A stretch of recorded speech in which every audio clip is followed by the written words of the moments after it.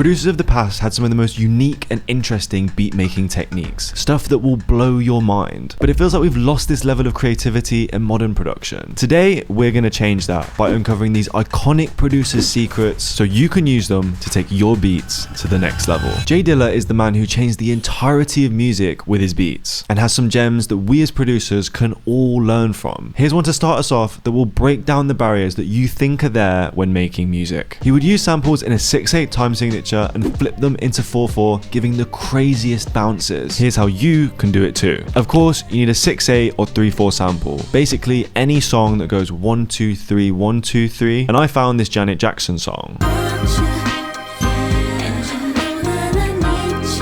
But how do we fit it into a 4/4 time signature? Well, drag it into your DAW and set the project to 6/8. Then find the tempo and change the project settings back to 4/4. Next, and this is the key, chop on the kick and snare. Place those chops on the grid and you'll have something like this.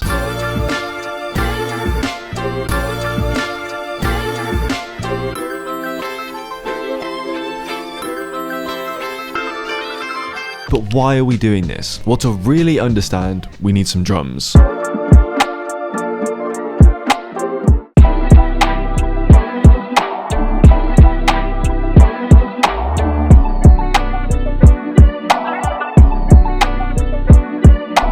The bounce is crazy. This trick is just one of the things that made J Dilla a genius. We've got some even crazier stuff coming up, but for now, let's move on to technique number 2. On Good Life, Mike Dean used a really interesting trick. They first took Michael Jackson's PYT and slowed it down by a whopping 43 BPM.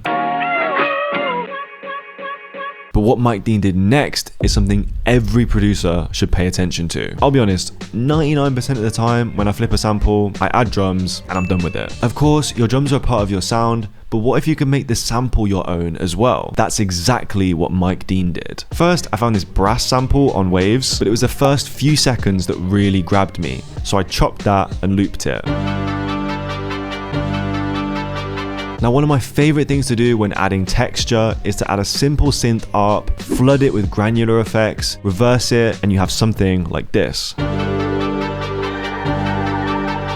Next, I wanted to build on the anthemic sound of the sample. The first thing that came to mind was to add a marching band style percussion loop. So I found this royalty-free one on Waves and laid in a few orchestral sounds like strings and more brass.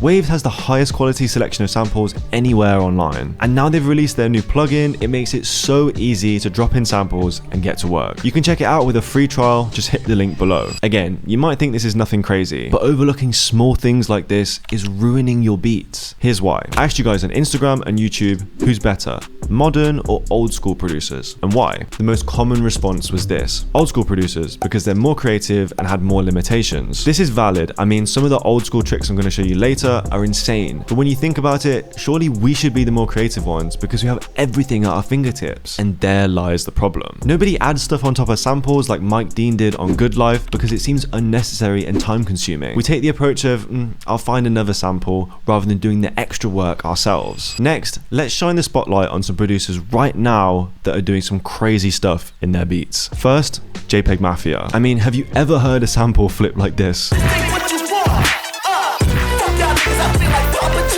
He took a classic R&B song and used it as a texture on top of a hard, dark beat. But why is this so clever? Well, it's polarizing. Whether you like it or not, it's creative and it allows him to put his own spin on sampling. To do something similar, find a sample, then pitch it up and filter it, taking away a lot of the low end. Specifically, try to get rid of as much of the chords as you can. I then used this space in the low end to create my own melodies. They included a pad, some leads, and a piano, which I put on the same mixer track and processed with this distorted reverb plugin.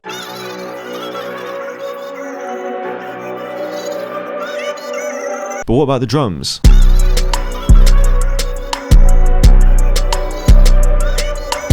Next, Knxwledge. He's best known for his work with Anderson .Paak, but his solo stuff is full of gems too.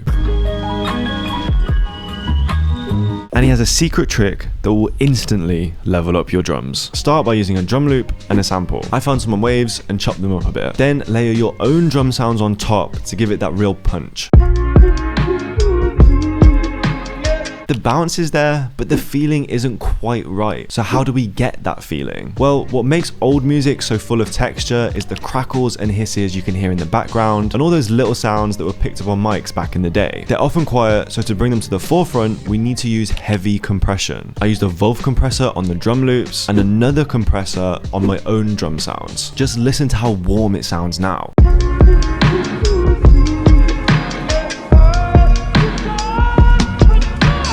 Another thing Knxwledge would do, well, is this. Everybody know my name, Lily flows flames, plus I got that fire, man, puppets call me Lil Wayne. So I dropped in an equally emotive rap a cappella onto our beat. Sandtime full of hook, XAJ. Man, me stick with a pen like JK. True say I ain't really a drinker, but I got love for brandy like Ray J. Champagne popper, 44 topper in a black night bomber. Party stopper, half our MC dropper, 45 whack leave with the stage like Packer. Finally, we have J Dilla's most iconic technique that will change the way you flip samples. But to get to that, we need to understand another trick he would use on songs like Working on It.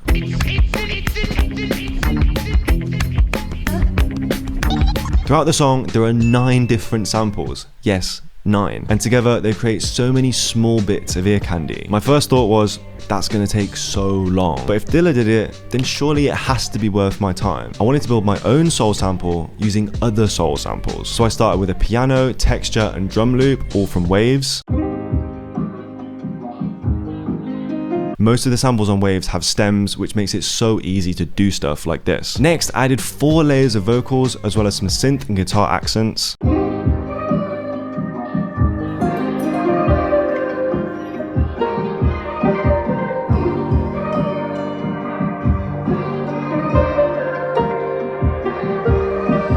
Okay, now for the main event. Rather than just looping a section or moving around basic chops, Dilla would scour the entire sample, selecting tiny bits and moving them around to create something completely new. This is known as micro chopping.